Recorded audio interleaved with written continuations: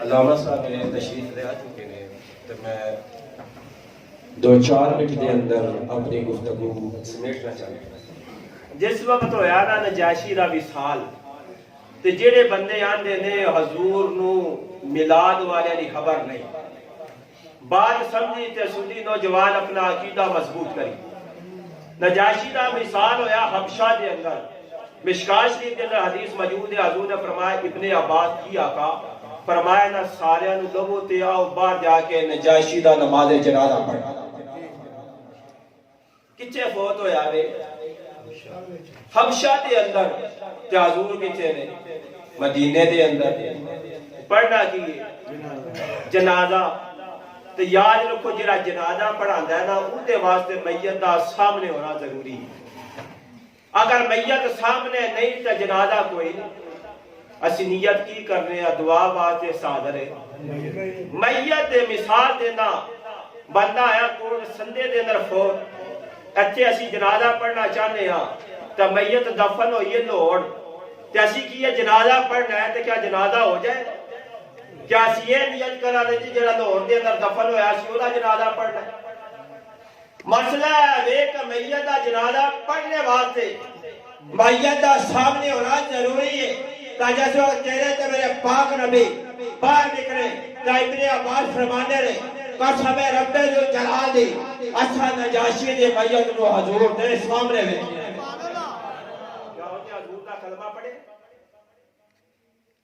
نہیں پڑھیا دلو ایمان لے آندا وے پتہ چلیا ہوئے حضور دا منن والا جب مر جائے حبشہ دے اندر منن والا ہوئے کہ حضور مدینے رہ کے بھی اپنے غلام دی خبر رکھ دے۔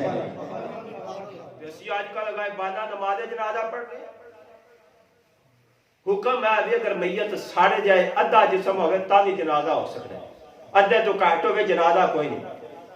تا جنازہ پڑھنے واسطے میت دا سامنے ہونا تا ابن عباس نے کے ساتھ نجاشی دے میت نو سامنے ویکھیا۔ حضرات جے مننا پوے گا یا حبشی نجاشی جڑا وے حبشہ دے اندر مرے کہ آمینہ دے لال مدینے رہ کے اور جنازہ پڑھاوے سکنے نے تے انہوں جنت بھی عطا کر سکنے۔ جناب میلاد منائے کیا حضور نو ودی خبر نہیں؟ یاد رکھو حضور دا طریقہ مبارک ہے بے جس وقت جنازہ پڑھیا نا دعا منگی فرمایا بعد دے اندر جب آدم علیہ السلام دا نماز جنازہ پڑھیا گیا نا خود بھی 4 تکبیرہ نال پڑھیا گیا۔ تفسیر نعیمی والے لکھیا جب ابو بکر دا وصال ہویا 4 تکبیرہ دے نال نماز جنازہ پڑھیا گیا۔ فاروق اعظم دا وصال ہویا جنازے تے 4 تکبیرہ پڑھیا گیا۔ علی شیر خدا دا وصال ہویا 4 تکبیرہ نال جنازہ پڑھیا گیا۔ امام حسن دا وصال ہویا 4 تکبیرہ نال جنازہ پڑھیا گیا۔ جگائے بانا نماز جنازہ پڑھنا جائز ہوندا میرے دوست میرے بزرگ میرے بھائی ذرا کربلا دے میدان وچ چل جدو حسین کربلا دے میدان وچ شہید ہوئے سن کیا امام زین العابدین نے جنازہ پڑھیا سی؟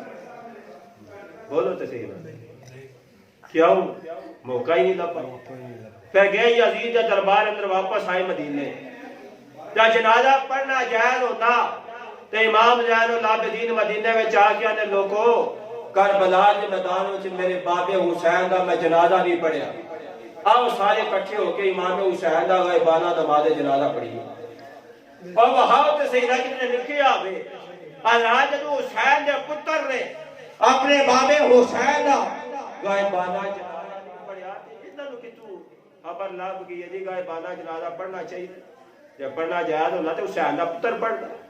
آخری بات فرمایا غلام حضور اپنے غلامہ دی خبر رکھتے ہیں۔ حضور آئے مدینے پہلے مکہ وچنے تھے ایک حضور دا صحابی جس کا نام حضرت راجس رضی اللہ تعالیٰ عنہ آج کی آقا میں کلمہ پڑھنا چاہتا فرمایا جڑا کلمہ پڑھے نا بڑی مصیبتاں برداشت کرنیاں پہنے سنیا ٹھیک ہے۔ حضرات حضور ہجرت کر کے آئے مدینہ دے اندر تے حضرت میمونہ فرماتی نے آقا تہجد دی نماز اٹھے وضو کرن دے واسطے تے آپ نے فرمایا لبیکا لبیکا لبیکا نصرت نصرت نصرت۔ میمونہ حیران ہوئی آقا کوئی نظر بھی نہیں پیا ہوندا کنو پہ آنجو میں حاضرہ تیری مدد کو پہنچیا آخر میں منہ بات ہے میرا غلام راجس ہے مکے دے اندر ہے ادھی رات دا ویلا وے وہ میرے کو مدد پیا کردا وے حضور کتنے نے مدینے دے اندر آزاد مننا پوے دا جو تیرا تے میرا پاک نبی مدینے رہ کے اپنے غلام راجس دی مدد کر سکدا وے تے تیرا میرا درود بھی سن سکدا ہے فرمایا مدد کیتی کوئی جنہ دو بات واقعی تصدیق ہوئی تاج حضور نے فرمایا اسمعوا صلاتی اہل محبتی و عارفہم آچا امتی میرا ہوئے دنیا دے جس کونے تے بیٹھ کے درود پڑھے آمینہ دا نال سندا ہے